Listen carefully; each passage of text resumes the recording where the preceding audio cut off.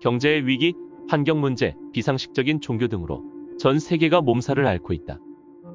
현대판 영혼의 메신저라 불리는 영성가이자 신과 나눈 이야기의 저자인 닐 도널드 월시는 개인의 혼란을 정리하지 않고는 인류가 앞으로 나아갈 수 없다고 말한다.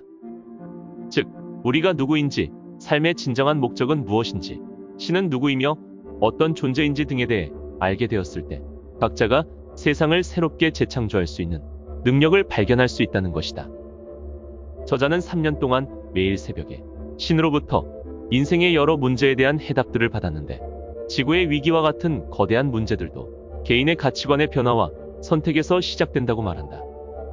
오늘은 인류의 미래를 걱정하는 모든 사람들을 위한 책, 의식의 변화를 꿈꾸는 미래인간 선언문에 대해 이야기해보겠다.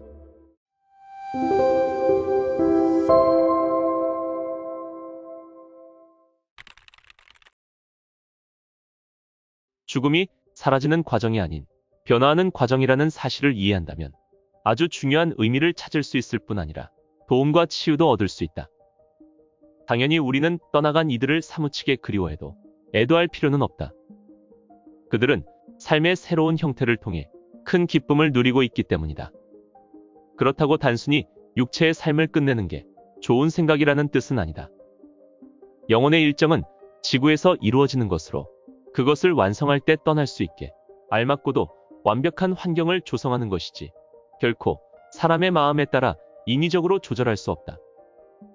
만약 육신의 삶이 기쁘지 않다면 이는 우리가 영혼의 관점이 아닌 마음과 머리로만 삶을 이해하려고 하기 때문이다. 마음으로 삶을 이해하기란 절대 불가능하다. 영혼의 관점에서 포용해야만 이해할 수 있고 한결같은 행복, 평화, 기쁨이 생긴다.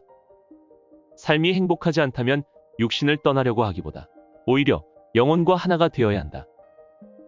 인류가 다음으로 맞게 될 위대한 진화의 시기가 바로 지금이라는 점을 나타내는 유명한 예언이 있다. 고대부터 사람들은 여러 사건의 특정 리듬을 관찰하기 시작했는데, 관찰한 내용을 바탕으로 다음 순환이 일어날 시기를 예측했다. 시기의 예측은 노스트라다무스, 위대한 종교계 인물들의 예언, 마야 달력의 측정을 통해 발견할 수 있는데, 특히 아메리카 원주민 호피족의 예언에 의하면 시내에서 떠올린 물이 시경에 부적합해지는 시기가 오는데, 이 현상이 대정화 기간의 시초를 알려준다. 이는 사람들을 괴롭히던 부패한 영향력에서 자신을 정화하려는 수많은 노력이 일어나는 시간이다. 어떤 일이 일어나는지 이해하고 이 과정에 참여하는 사람에게 대정화는 기쁨을 누리는 시간이지만, 자신의 세계관과 생활 스타일에 매달려 고집을 부리는 사람에게는 고통의 시간이다. 이 예언에 의하면 인류는 기쁨을 향해 나아가고 있지만, 우리가 낡은 세계관과 생활 방식을 고집하면 고통을 피할 수 없다는 것이다. 세계의 모든 구조와 문명의 이기, 그리고 기술이 동시에 사라진다는 공포와 우려 속에서 안전한 곳을 찾아 헤매고 음식을 비축하고 이 땅에 사는 모든 사람을 물리쳐야 한다는 석기 시대적 태도를 고수하는 건 정답이 아니다. 우리는 경기장에서 도망치거나 빠져나오는 게 아니라 당당히 경기에 임해야 한다. 보이지 않는 세력이 지구에서 일어난 일들을 만드는 게 아니다. 지구온난화를 보면 이것은 실제 발생하며 동시에 어느 정도는 인간이 만들어내는 것이기도 하다. 지구를 휩쓰는 바이러스성 질병 또한 어느 정도는 인간이 만들어낸다. 하지만 우리들이 일부러 이런 일들을 만드는 게 아니라 무의식적으로 이런 일들을 발생하게 하는 것이다. 조금 더 간단하게 말하자면 우리는 최소한 문제의 일부이다.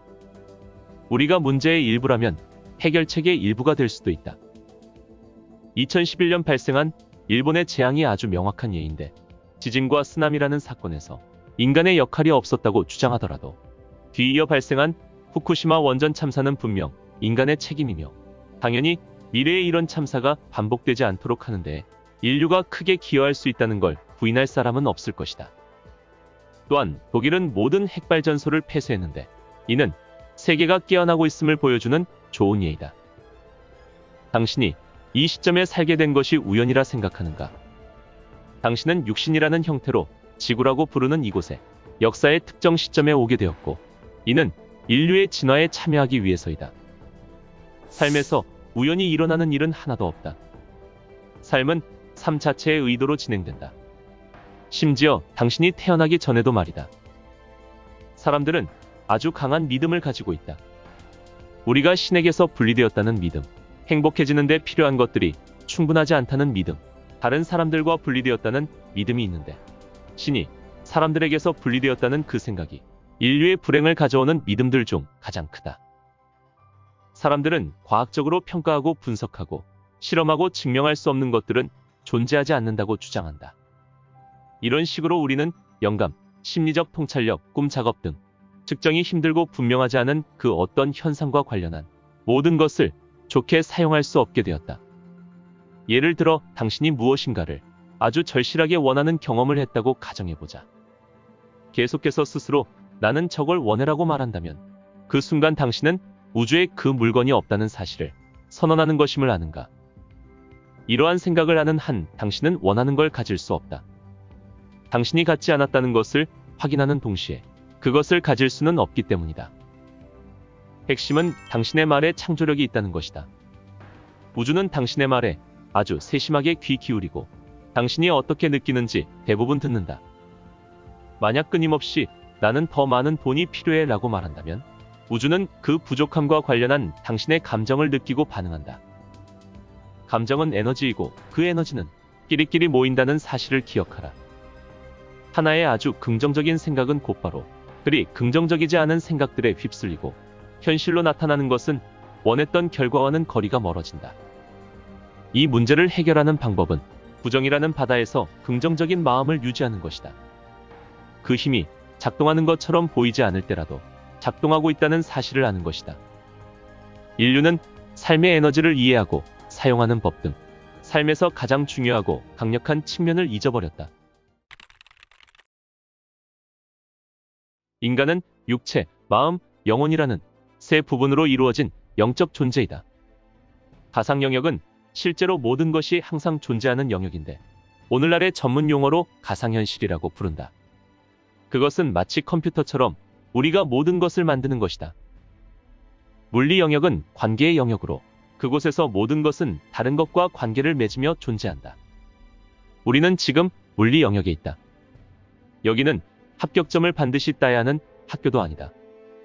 배울 것은 하나도 없고 오직 기억할 것만 있다. 우리는 이곳에 도착했을 때 이미 완벽했고 지금 이 순간에도 완벽하다. 지구라고 부르는 이 장소는 단지 관계가 있는 환경일 뿐이다.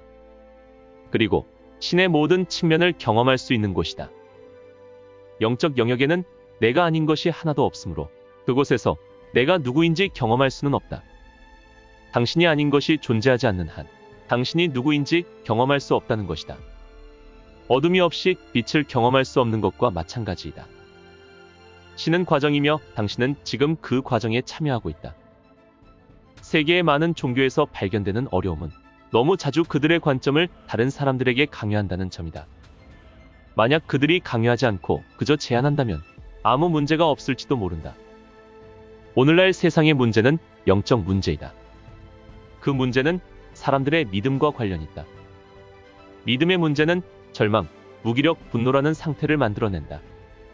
이러한 상태들은 환경을 만들어내는데 이렇게 만들어진 환경에서는 불가피하게 폭력이 폭주한다. 우리는 이 문제의 발생에 책임이 있다. 왜냐하면 모두가 믿음을 가지고 있기 때문이다. 고통을 겪지 않는 사람들은 다른 사람들을 공격하지 않는다. 하지만 사회 질서가 실제로 실패하고 있다는 징후는 삶이 더욱 윤택한 사람들이 사는 세계에서도 폭력이 상승하고 있다는 점에서 나타난다. 만족을 느껴야만 하는 사람들이 만족을 느끼지 못한다면 무엇인가 잘못된 것이고 사물이 돌아가는 방식이 근본적으로 뒤틀렸다는 사실을 깨닫게 된다. 모든 공격은 도와달라는 신호이다. 만약 한 사람이 다른 사람을 공격한다면 그것은 공격한 사람이 고통을 받고 있기 때문이다. 폭력과 고통을 일으키는 것은 빈곤이다. 경제적 빈곤, 신체적 빈곤, 영적 빈곤 등이다. 결핍은 폭력을 유발한다. 그리고 이것은 경제나 정치 메커니즘으로 해결되지 않는다. 결핍은 영적인 병이기 때문에 오직 영적인 수단으로 해결할 수 있다. 예를 들자면 당신은 절대로 가족으로 하여금 굶어 죽도록 내버려 두지 않을 것이다. 그런데 우리는 먹을 음식이 충분해도 굶주림으로 1시간에 400명씩 지구의 어린이들이 죽어가도록 내버려 두고 있다. 우리가 그 아이들을 가족의 일원으로 생각하지 않기 때문이다. 세상이 지금 왜 이런 상태인지, 삶이 왜 이렇게 힘든지 이해하기 어려운 이유는 자신의 영혼과 접촉하고 그 접촉을 유지하는 법을 배우지 못했기 때문이다. 개인살이의 어려움은 우리가 영혼의 지혜를 스스로 부인한다는 것이다. 영혼은 몸과 마음이 알지도 못하고 알 수도 없는 것들을 알고 있다. 삶의 각 순간은 운명이 우리를 위해 공동 창조한 것으로 모두 우리가 신성의 측면을 표현하도록 해준다. 각 순간을 깊이 들여다보면 그 순간이 우리가 표현할 수 있도록 설계되었다는 사실을 이해할 수 있다. 당신이 만약 몸과 마음을 따라서만 살고 영혼과 협력하는 일이 없다면 절대로 영원히 행복할 수는 없다. 여기서 잠깐, 저기서 잠깐일 뿐이지 장기적인 기쁨은 평생 당신을 피해 다닐 것이다. 당신이 누구인지 경험하기 위해 여기 있는 것이지 두 부분의 존재로 자신을 경험하려고 여기에 있는 것이 아니기 때문이다. 아마도 당신은 단 한 번도 삶을 이해하지 못하게 될 것이다. 그러나 마음과 영혼을 함께한다면 갑자기 삶이 이해되고 기쁨을 느끼기 시작한다.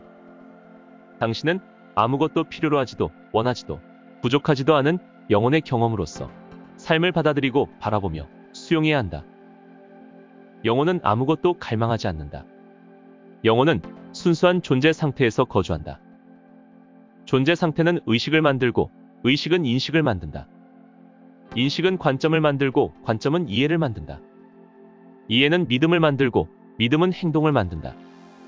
행동은 경험을 만들고 영혼으로 향하는 길을 걸어가는 한 사람의 전체 삶까지 변화한다. 당신이 무엇이 되기를 선택하든지 그것은 가장 중요한 선택이 될 것이다. 그리고 당신의 선택은 당신 삶 전체와 전 세계에 영향을 주게 될 것이다.